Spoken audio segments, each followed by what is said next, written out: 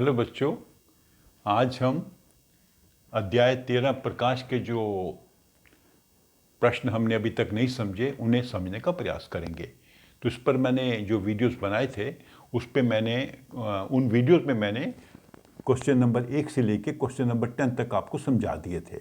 उनका उत्तर मैंने आपको बता दिया था और उसकी पूरा मैंने व्याख्या भी कर दी थी कि जो हम उत्तर दे रहे हैं वो क्यों दे रहे हैं। तो वीडियोस आप अवश्य देखिएगा, क्योंकि वीडियोस देखने से ही आपको समझ आएगा पूरा चैप्टर क्या है, अध्याय क्या है, और फिर जो बाकी बचे हुए प्रश्न हैं उनको भी समझने में आपको थोड़ी आसानी होगी, सरलता होगी। तो अब हम आ जाते हैं क्वेश्चन नंबर 11 पर। गुरमीत लेजर टॉर्च के द्वारा क्रियाकलाप 13.8 को करना चाहता था। उसके अध्यापक ने ऐसा करने से मना किया। क्या अब अध्यापक की सलाह के आधार पर व्याख्या कर सकते हैं? क्रियाकलाप 13.8 में क्या है कि बच्चों से कहा गया कि ये जांचो कि हमारी जो आंख की पुतली का साइज बड़ा और छोटा कब होता है।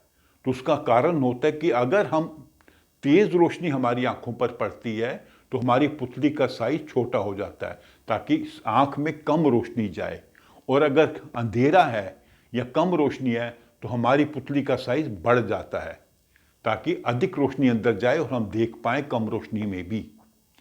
तो बच्चे एक्सपेरिमेंट कर रहे थे साधारण टॉर्च के साथ।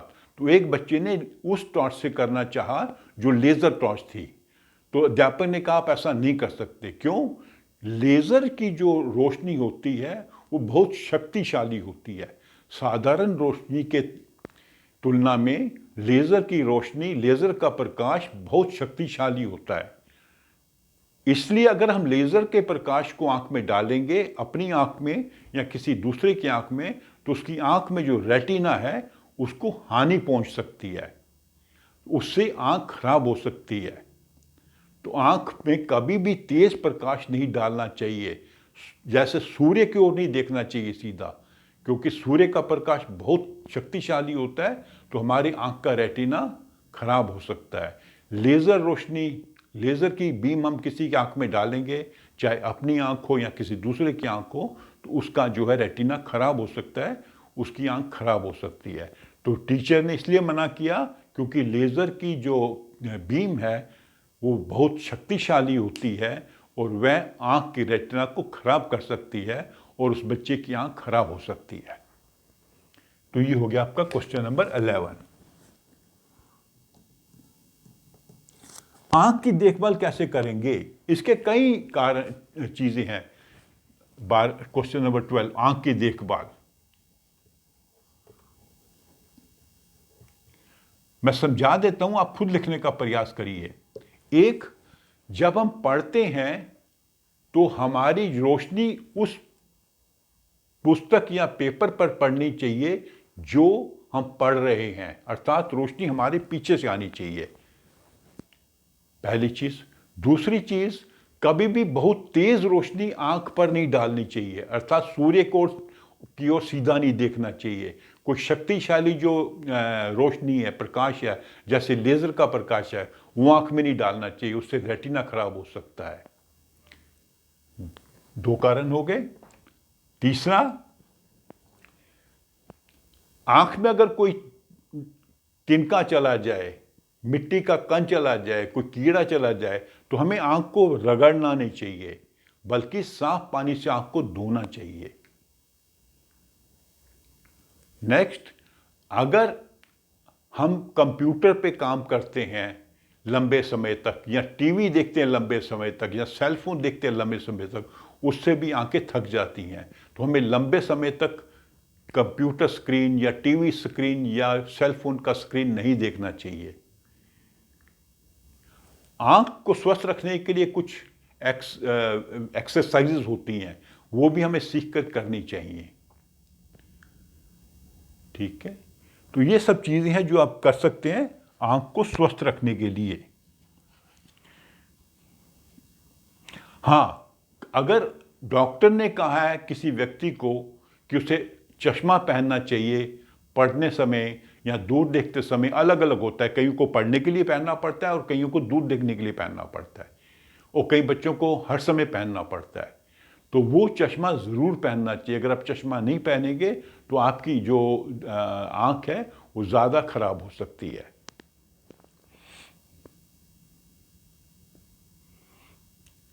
तो ये 5-6 चीज़ें जो हैं हम अगर हम ध्यान में रखेंगे तो हमारी आंखें स्वस्थ रहेंगी।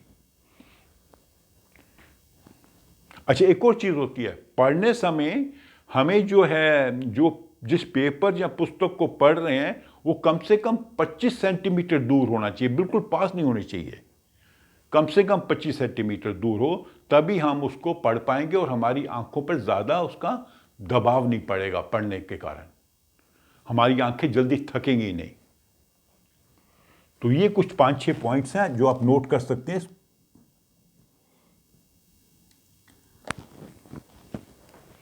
तो फिर से एक बात बता दो क्विकली ज़रा। पहली चीज़, हम जब पढ़ते हैं तो रोशनी पड़नी चाहिए जिस चीज़ को हम पढ़ रहे हैं, जिस पेपर या किताब को पढ़ रहे हैं। दूसरी चीज़, तेज रोशनी जैसे सूर्य का प्रकाश या लेज़र का प्रकाश वो आंखों पे नहीं डालना चाहिए। हमें कोशिश करनी चाहिए आंखों में सूर्य का प्रकाश या लेज़र पे बीम ना जाए, उससे हमारी आंख खराब हो सकती है। आंखों में कोई तिनका या कीड़ा या कण चला जाए, आंख को मलना नहीं है, उसको साफ पानी से धोना है। अगर हमें चश्मा लगा हुआ है, डॉक्टर ने कहा कि चश्मा लगाओ, तो चश्मा पहनना चाहिए। हमें आंखों को स्वस्थ रखने के लिए लगातार टीवी या कंप्यूटर स्क्रीन नहीं देखना चाहिए। आंखों को स्वस्थ रखने के लिए कुछ एक्सरसाइजेज होती हैं, वो भी करनी चाहिए। अब आ जाते हैं क्वेश्चन नंबर 13 पे।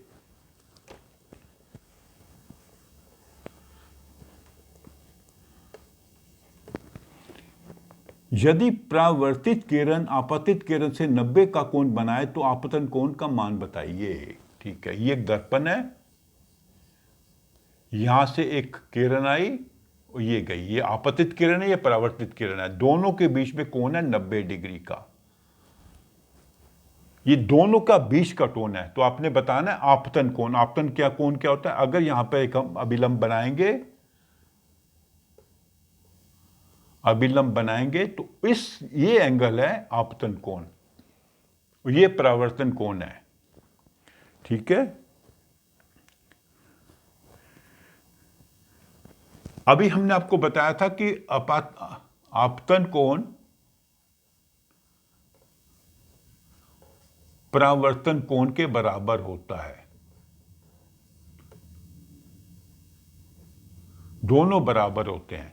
अगर मान लो ये 10 डिग्री का, ये 10 होगा, ये 20 है, ये 20 है, ये 40 है तो 40 है, तो अगर ये 90 है तो मतलब 90 को 2 से डिवाइड करेंगे तो ये कोण होगा 45 डिग्री का।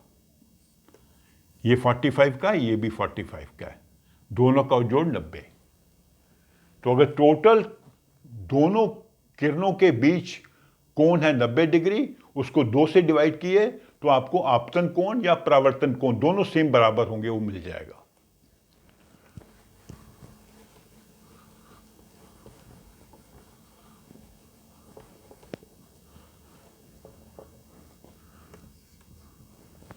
तो हम आ जाते हैं क्वेश्चन नंबर 14 पर। यदि दो समांतर समतल दर्पण एक दूसरे से 40 सेंटीमीटर के अंतराल पर रखें तो उनके बीच रखी एक मोमबत्ती के कितने प्रतिबिंब बनेंगे? दो दर्पण हैं, वो समांतर हैं, पैरेलल टू ईच अदर, एक दूसरे के समांतर हैं। ठीक है,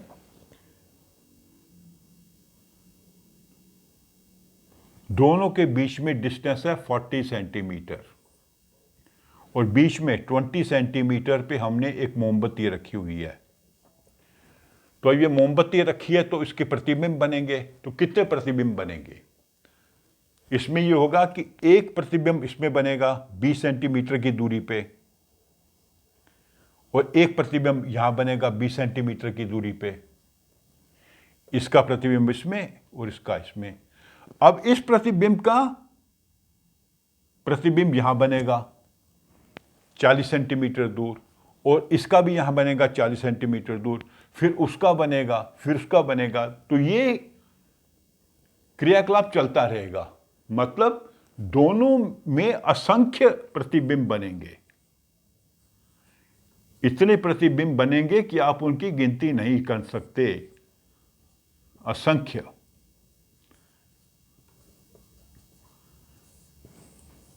क्योंकि हर प्रतिबिंब का दूसरे दर्पण में एक प्रतिबिंब बनता है। अगर मान लीजिए ये नहीं होता दर्पण, तो एक ही प्रतिबिंब बनना था, यहां नहीं होता तो एक बनना था, लेकिन चूंकि दो हैं तो प्रतिबिंब का भी प्रतिबिंब बन रहा है, इसका यहां पर, इसका यहां पर, फिर उस वाले का आगे, उस वाले का आगे, हर प्रतिबिंब दूर जाता जाएगा, इधर से भी दूर जाता जाएगा, लेकिन असंख्य प्रतिबिंब होंगे। इन्फिनिट, इंग्लिश में कहते हैं इन्फिनिट, हिंदी में असंख्य, असीमित, असीमित भी कह सकते हैं, असंख्य भी कह सकते हैं, असंख्य बेटर है। अब आ जाते हैं हम क्वेश्चन नंबर 15 पर।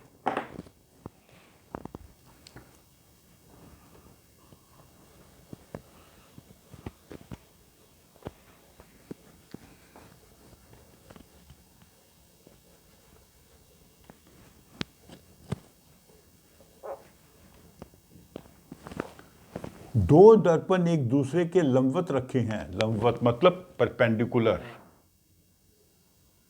ये क्या है? ये है, ये भी एक दर्पण है, ये भी एक दर्पण है, ये एंगल 90 डिग्री का है।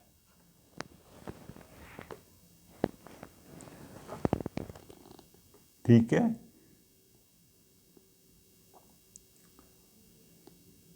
एक दर्पण पर 30 कोण पर आपतित होती है, एक किरण है,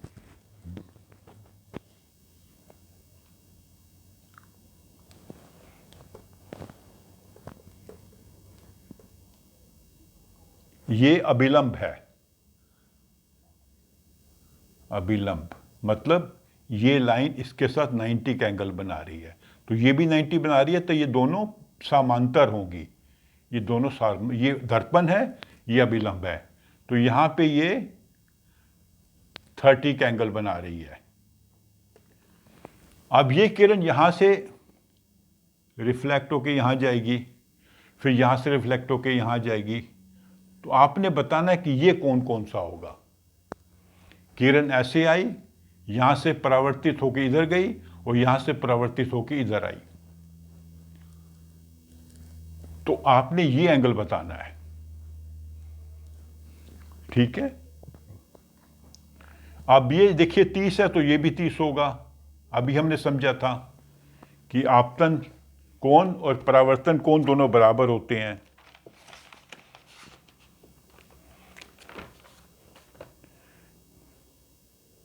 ठीक है, आपतन कोण और परावर्तन कोण बराबर हैं, ये दोनों बराबर हो गए। अभी ये लाइन जो है इसके पैरेलल है, समांतर है, तो ये एंगल इसके बराबर होगा। तो ये अगर 30 है, ये भी 30 होगा, ये 30 है तो ये 60 होगा, क्योंकि ये 90 का है, अभिलंब है ये, इसका अभिलंब यहां पर है, इसका अभिलंब यहां पर है। अभिलंब क्या होता है? एक लाइन जो 90 का एंगल बनाती है, 90 का कोण बनाती है, तो ये 90 का कोण है, तो ये 30 डिग्री है, तो ये 60 डिग्री होगा, दोनों मिला के 90 बनेगा।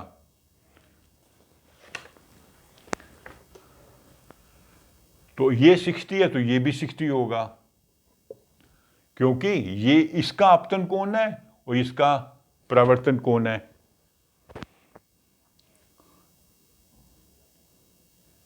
ठीक है, ये रे यहां से आई, यहां से परावर्तित हुई, फिर यहां से परावर्तित हुई, ये आपतन एंगल है, ये परावर्तन एंगल है, ये आपतन एंगल, ये परावर्तन एंगल है, ये 30-30, ये 60-60।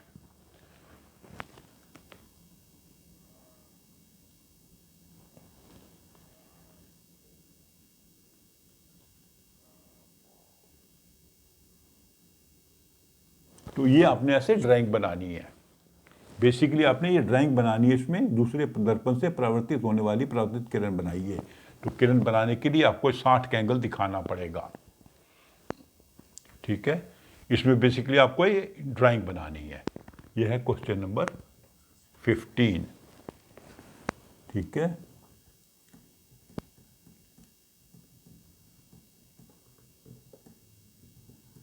तो अभी आ जाते हैं हम क्वेश्चन नंबर 16 पे।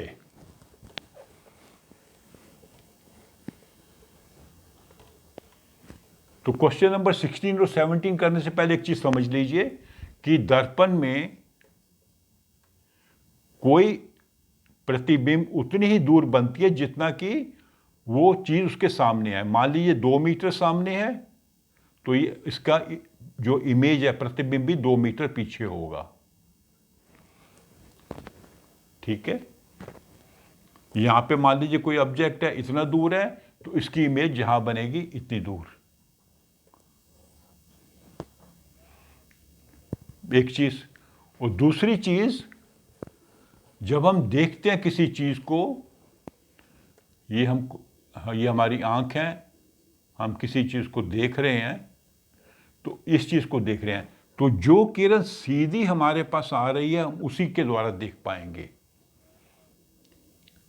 ठीक है, अगर बीच में मान लीजिए कोई यहां पे हम एक बोर्ड लगा दें, तो किरण ऐसे घूम के नहीं आएगी। जो किरण यहां से परावर्तित किरण, हमने कहा था ना कि एक किरण इस पे गिर रही है, वहां से परावर्तित होकर मेरी आंख में आ रही है, तो मेरे को ये बोर्ड दिखाई दे रहा है।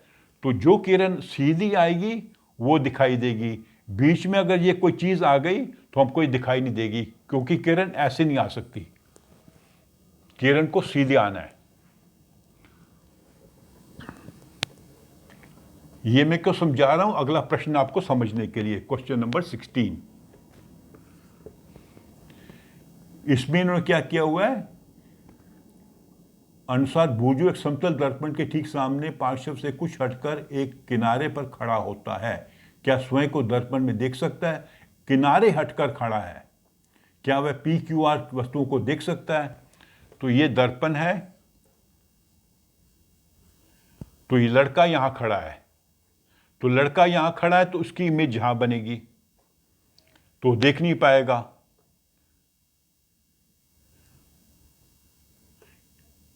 क्योंकि इसकी दृष्टि तो ऐसे जा रही है, इसकी इमेज यहां पर है, तो ए जो है अपने को देख नहीं पाएगा। लेकिन बी का जो है, ये बी है यहां पर, पी, इसकी इमेज जहां बनेगी तो पी को देख पाएगा, वो इसको देख पाएगा। फिर क्यू भी थोड़ा आगे पॉइंट है, क्यू की इमेज जहां बनेगी, तो हो सकता है क्यू को भी देख पाए। और आर यहां पर है, तो आर की इमेज जहां बनेगी उसको शायद ना देख पाए। ये इसको देख पाएगा और इसको देख पाएगा, अपने को नहीं देख पाएगा और इसको नहीं देख पाएगा। ये है PQR। यहां पर खड़ा हुआ बच्चा अपनी इमेज नहीं देख पाएगा, इसको देख पाएगा, इसको देख पाएगा, इसको नहीं देख पाएगा।